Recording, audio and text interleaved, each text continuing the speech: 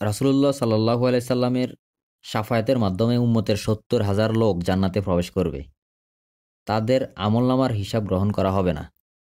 বিনা হিসাবেই তারা জান্নাতের সার্টিফিকেট পেয়ে যাবে। এখন প্রশ্ন হলো, কারাই সৌভাগ্যবান ৭০,০০০? নবীজির কাছ থেকে এতটুকু শোনার পর সাহাবীরা বিতর্ক শুরু করলেন।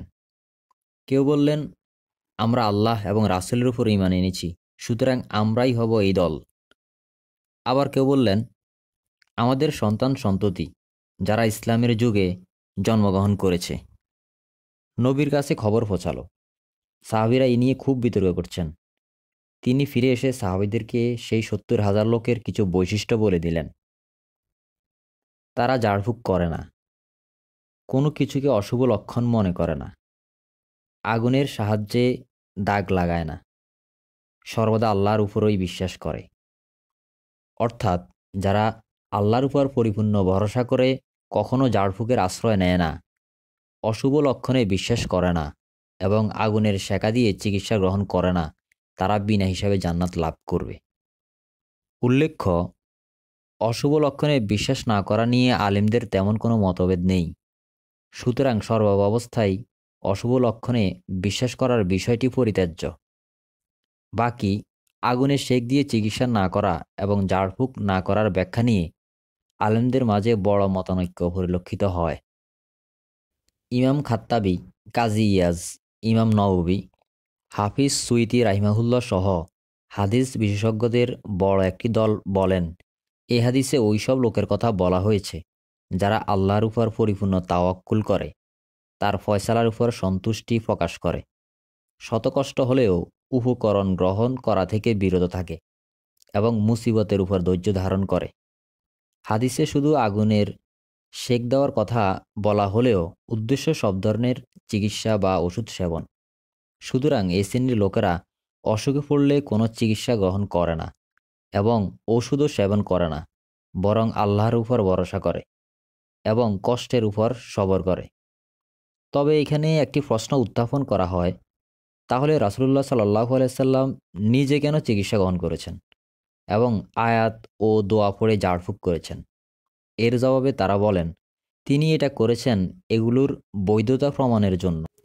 অর্থাৎ এ হাদিসে চিকিৎসা গ্রহণ না করে সরাসরি আল্লাহর উপর ভরসা করার ফজিলত বলা হলেও এটা গ্রহণ করে যে নাজায়েজ নয় তা বোঝানোর জন্যই তিনি নিজের জীবনে তা গ্রহণ করেছেন।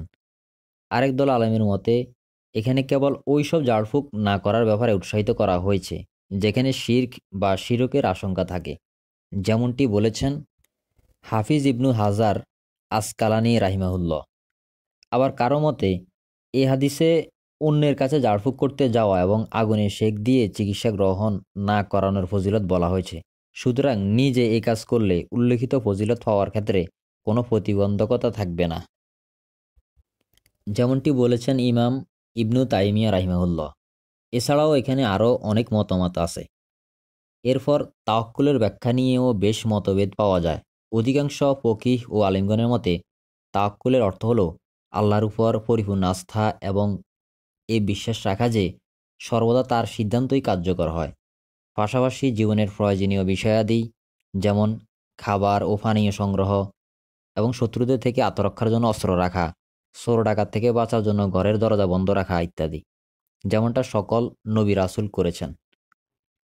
রাসূলুল্লাহর একজন সাহাবী উক্কাশা ইবনু মেহসান রাদিয়াল্লাহু আনহু বদর যুদ্ধে যুদ্ধ করতে করতে তার তরবারিটি ভেঙে যায়। নবীজির কাছে এসে তিনি বললেন, আমার তরবারি তো ভেঙে গেছে। রাসূলুল্লাহ সাল্লাল্লাহু আলাইহি সাল্লাম তাকে একটা গাছের শিকড় দিয়ে বললেন, যাও এটা দিয়ে যুদ্ধ করো।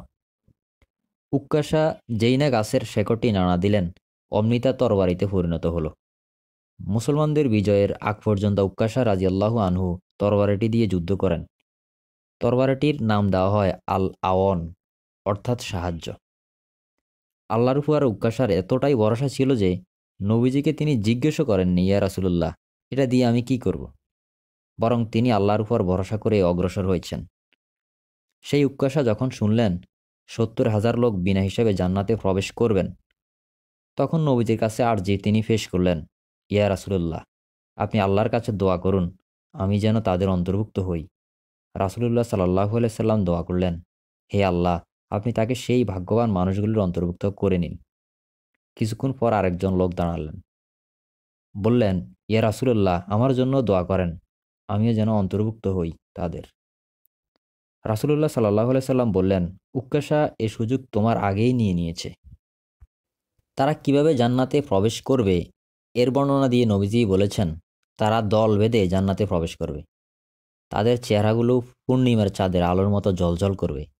আরেকটা হাদিসে রাসূলুল্লাহ সাল্লাল্লাহু আলাইহি সাল্লাম বলেন, ৭০,০০০-এর মধ্যে প্রতি হাজারের সাথে থাকবে আরও ৭০,০০০, অর্থাৎ ৭০,০০০-এর সাথে আরও ৪৯ লক্ষ মানুষ বিনা হিসাবে জান্নাতে প্রবেশ করবেন।